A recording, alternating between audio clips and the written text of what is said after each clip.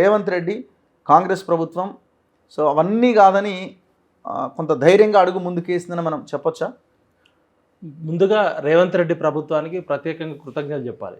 ఎందుకంటే ఈరోజు ఎక్కడ చూసినా హైడ్రా అంటున్నారు. మనం చిన్నప్పుడు బయాలజీలో 8వ తరగతి 9వ తరగతి పుస్తకంలో ఒక శిలీంధ్రం అనేది ఉంటుంది. ఈ చెరువుల్లో మంచినీటి కుంటల్లో ఉండే విచిత్రమైన జీవి అది. అదేంటంటే దానికి ఒక చిన్న ఇట్లా ట్యూబ్ లాగా ఉండి 2 ఇట్లా మీసాలు లాగా ఉంటాయి. దానికి చావే ఉండదు. దాని శరీరం నుంచి విడిపోయి ఇంకొకటి బతుకుతుందట. అట్లనే అది మంచినీటి చెరువులు మంచినీటి కుంటల్లోనే ఉంటుంది. మరి దీనికి ఆ పేరు దానికోసం పెట్టిర్రా లేకపోతే Hyderabad disaster response assets monitoring and protection అని పెట్టారు. ఫస్ట్ ముఖ్యమంత్రి రేవంత్ రెడ్డి గారికి హృదయపూర్వక అభినందనలు, హ్యాట్స్ ఆఫ్. అన్న బాహుబలి లాంటి పని చేసిండు రేవంత్ రెడ్డి అన్న. మరి ఇది ఎంతకాలం కంటిన్యూ అవుతుంది అనేది చూడాలి. మంచి పని ఎవరు చేసినా కూడా అప్రిషియేట్ చేయాలి. గతంలో రాజశేఖర రెడ్డి గారు కానీ, చంద్రబాబు నాయుడు గారు కానీ, కేసీఆర్ గారు కానీ, పెద్ద పెద్ద హేమీలు 70 సంవత్సరాలు పాలించిన వాళ్ళు ఎవరు కూడా ఇంత రెవల్యూషనరీ యాక్ట్ తీసుకొచ్చినందుకు రేవంత్ అన్నకి చెప్తూ ప్రజలందరూ కూడా రేవంత్ గారికి సపోర్ట్ చేయాలి. ఎందుకంటే మంచి పని కదా. చెరువులను మింగిన వాళ్ళు, కుంటలు మింగిన వాళ్ళు, నాలాలు మింగిన వాళ్ళు అని ఆయన చేస్తున్నది మంచి పని. దీనికి మన ఐపీఎస్ ఆఫీసర్ రంగనాథ్ గారిని పెట్టి చేయడం మంచి పని. కానీ ఇది డెమోక్రసీలో కాన్స్టిట్యూషన్ ప్రకారం రాజ్యాంగబద్ధంగా కొన్ని విషయాలు చర్చించాలి. ఇప్పుడు ఇది ఎక్స్పర్ట్స్ చేయాల్సిన పని.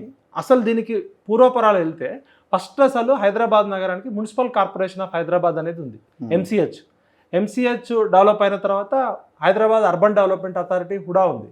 హుడా తర్వాత ఇంకా పరిధి పెరుగుతుంది కాబట్టి హెచ్ఎండిఏ వచ్చింది, హైదరాబాద్ మెట్రోపాలిటన్ అథారిటీ వచ్చింది, డెవలప్మెంట్ అథారిటీ. హెచ్ఎండిఏ తర్వాత GHMC greater Hyderabad municipal corporation వచ్చింది. ఈ ఎంసీహెచ్లో నుంచి జిహెచ్ఎంసీ వరకు విజిలెన్స్ ఎన్ఫోర్స్మెంట్ అనేది మున్సిపల్ కార్పొరేషన్ యొక్క భాగం. చట్టబద్ధంగా ఏర్పడ్డ సంస్థల్లో enforcement and vigilance, disaster management అనేది సపరేట్ వింగ్ ఉంది. దానికి ఒక దశలో కొంతమంది ఐపీఎస్ ఆఫీసర్లను పెట్టారు, దానికి ఒక సపరేట్ సెల్ ఉంది. ఇది చట్టబద్ధంగా యాక్ట్ ప్రకారం అసెంబ్లీలో డిస్కషన్ జరిగి ఏర్పడ్డ సంస్థలు.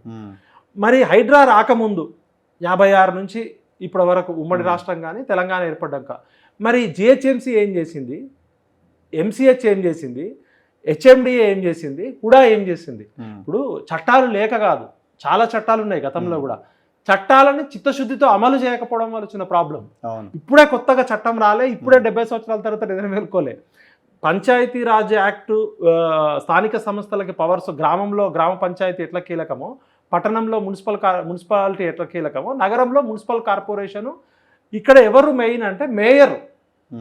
73, 74 రాజ్యాంగ సవరణ ద్వారా ఇప్పుడు విదేశాల్లో ఇప్పుడు లండన్ కానీ, న్యూయార్క్ కానీ, అమెరికా కానీ ఎక్కడైనా పోతే ఆ నగర మేయర్ అనేటువంటి కీలకం. ఇక్కడ దురదృష్టవశాత్తు ఏమైందంటే ముఖ్యమంత్రులు కూడా మేయర్ పనిచేస్తున్నారు. ఇప్పుడు మేయర్ ఎక్కడ చర్చకు రావట్లే. ఈ నగరాన్ని కాపాడాల్సిన మొదటి పౌరుడు ఎవరు, నగర పౌరుడు ఎవరు? మేయర్. కార్పొరేటర్లు, మేయర్లు, జిహెచ్ఎంసీ ఆఫీసర్లు.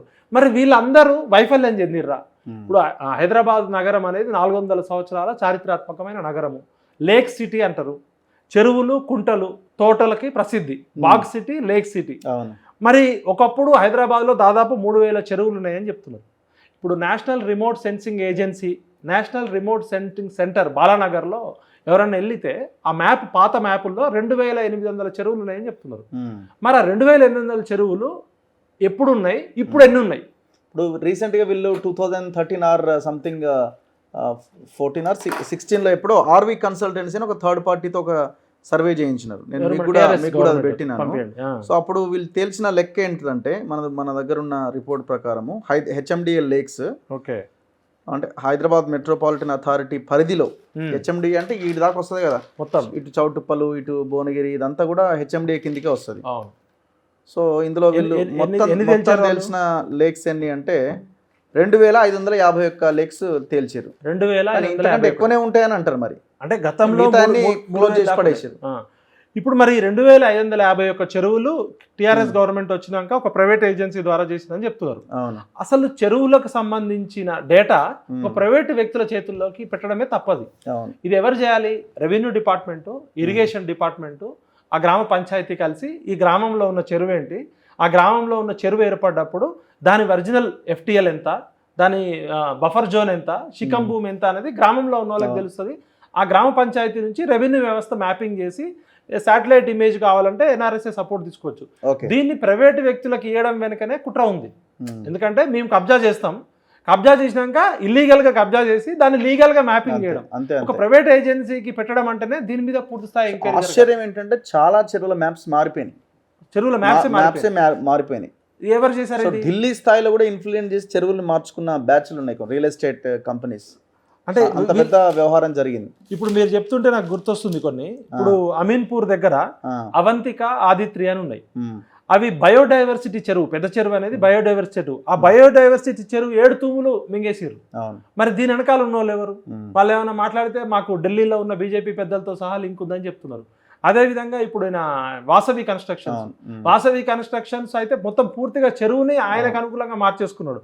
అదేవిధంగా పటాన్ చెరువు దగ్గర సాకి చెరువు, ఇక్కడ బాంబేకి సంబంధించిన రియల్ ఎస్టేట్ రోడ్, భూమి వాడిది కాదు, చెరువు వాడిది కాదు, టిఎస్ఐసి గవర్నమెంట్ భూమిని మింగి చెరువుని కబ్జా పెట్టి మొత్తం చెరువులో నాలానే మార్చేసిండు. అంటే ప్రకృతినే మార్చగలిగే శక్తివంతులు ఈయన కేటీఆర్ సన్నిహితులు అని చెప్తున్నారు ఇన్కార్ కార్పొరేషన్.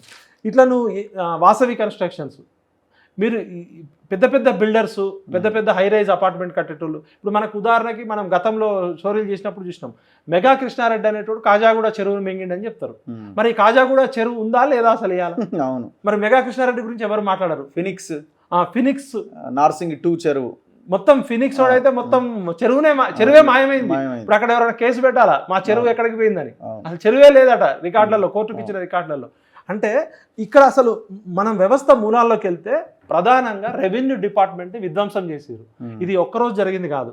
మనకి గతంలో సమైక్యాంధ్ర పాలన రాకముందు ఒకటి, తెలంగాణలో వచ్చింది ఒకటి.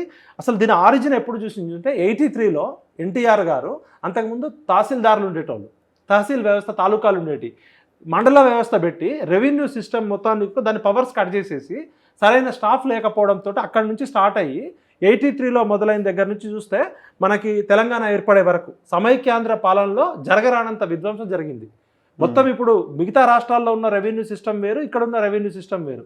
దాంతో ఒక గ్రామంలో విఆర్ఓ ఉంటాడు, విలేజ్ అసిస్టెంట్ ఉంటాడు, 39 రకాల రికార్డ్స్ ఉంటాయి ఒక గ్రామంలో. ఇలా రికార్డ్ సిస్టమ్ మొత్తం పోయింది.